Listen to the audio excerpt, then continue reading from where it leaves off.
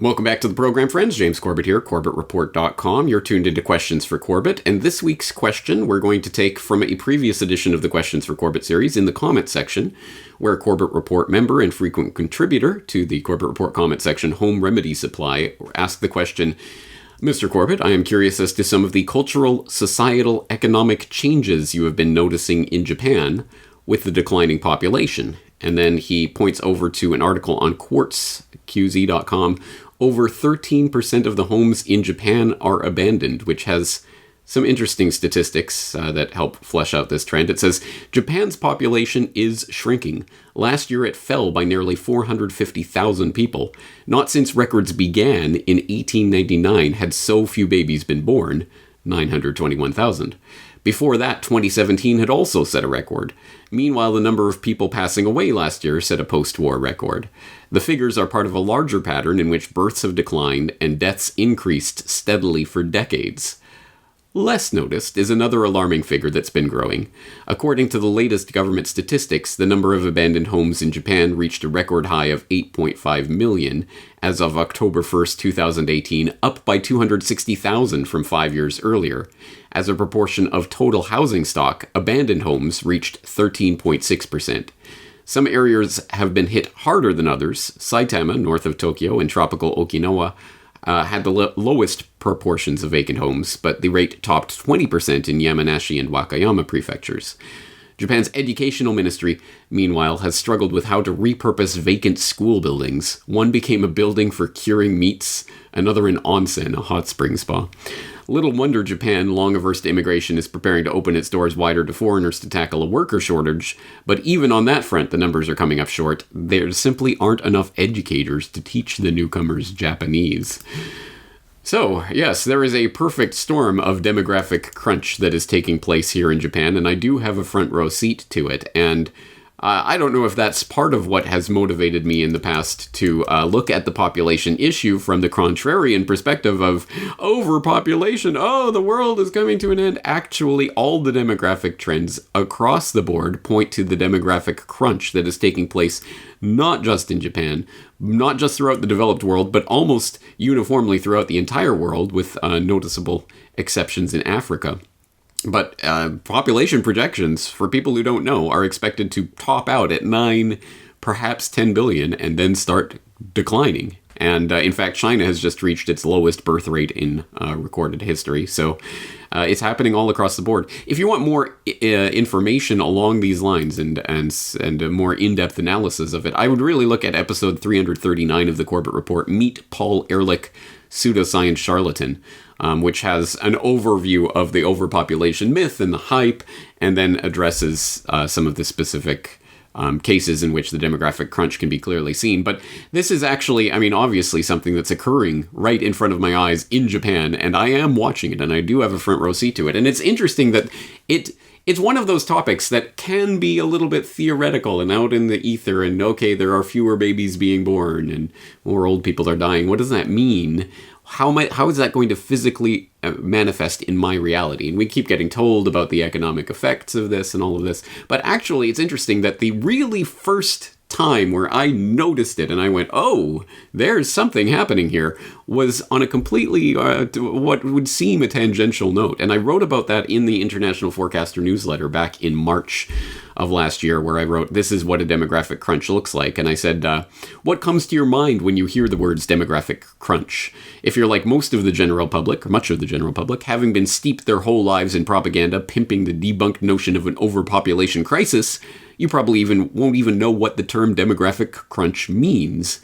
But you, dear reader, are not part of the general public. You're part of that special fraction of the population that has seen my work on the real nature of the demographic crisis that the developed world is facing, namely underpopulation, and are already looking for the warning signs of this crisis. So let me put this question to you.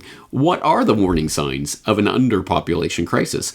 What does a demographic crunch look like? And how will it start to manifest itself in our day-to-day lives? The answers to these questions may take you by surprise. They certainly surprised me. Allow me to explain.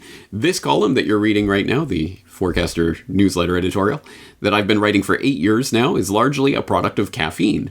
You see, for almost the entirety of the 8 years I've been writing this column every Friday night at a local cafe.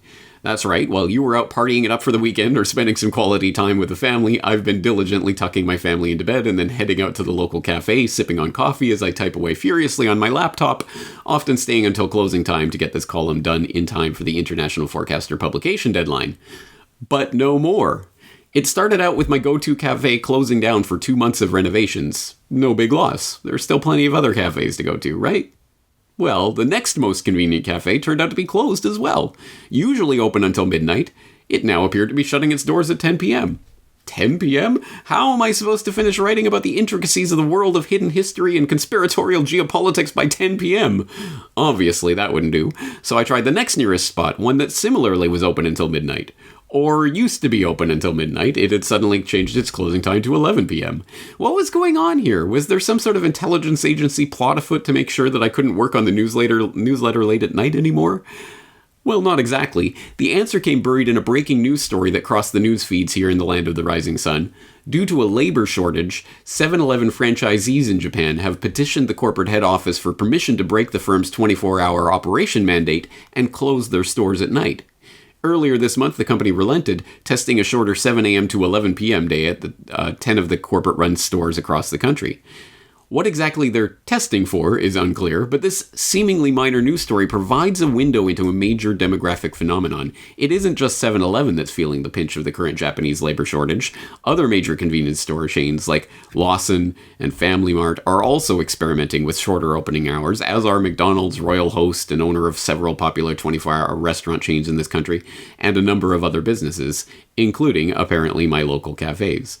And then I go on in this editorial. I will put the links so you can go and read through, but I go on to talk about the construction labor shortage, the tech labor shortage at a 45-year high, overall worker forecast to drop to half its current size by 2060, and then into the technocratic solutions that one might expect are propping up in Japan for these problems, like the robotic Buddhist priests and other things that I've referenced before. That it just is an interesting sort of segue into the technocratic world that's happening as a result of this demographic crunch phenomenon that I think is interesting. And it was interesting to me that the first time I really saw and felt this was in something seemingly innocuous and mundane. Oh, the cafe is closing earlier. And then, oh, I see it's related to this labor shortage. And oh, here's all these other stores that are being affected by it. And oh, this is happening here.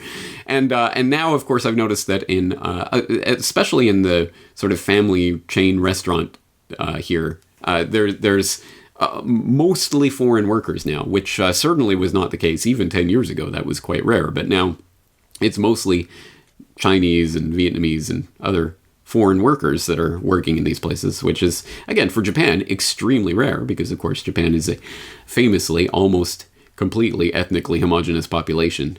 But they are starting to open the doors to more workers coming into the country. It's interesting. It's going to be, obviously, as in the economic case with the record debt to GDP levels for the developed world, I think also with the demographic crunch, Japan is very much going to be a test bed for what this looks like and how this is going to affect and re-engineer society. And we've seen all sorts of crazy things happening already. You might have seen the giving away free homes in the countryside in Japan that took place in the last year or two. There was that story made its way around the internet at that time.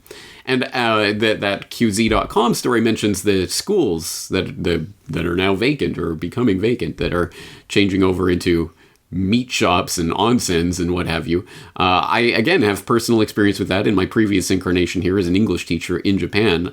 I did teach at some pretty rural schools, including one that was way out in the countryside. It was absolutely beautiful to go out there, but it was out in the middle of nowhere. And it was a school that probably had been built within the last 30 years or so, 30, 40 years maybe. And at the time that it was built, clearly did house a certain number of students. But by this point, it's dwindled down now that the rural population is shrinking out. It's dwindled down to, well, by the time I finished teaching several years ago, it was almost nothing.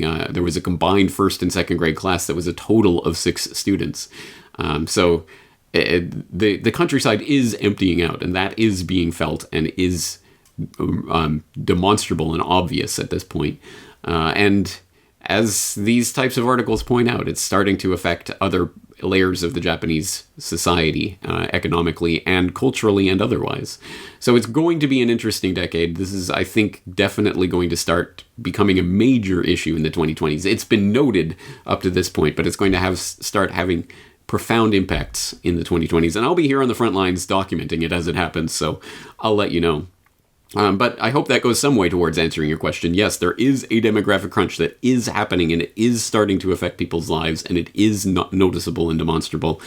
And the government, not only in Japan, but elsewhere, is concerned about it. If you hadn't seen Putin's recent address to the Russian Federation, the Russian government, whatever, you should take a look at that, because he also mentions the demographic problems that Russia is facing, and the government will step in to provide money and make it rain from heaven and provide for the masses, kind of nonsense that government politicians always come in with. But again, this is a phenomenon that's being noted around the world, and if it isn't affecting you personally yet, it will be at some point in the future. So anyway, that will do it for today. I hope that gives some insight. I will leave the links to the different resources that I've mentioned. I hope you'll check them out.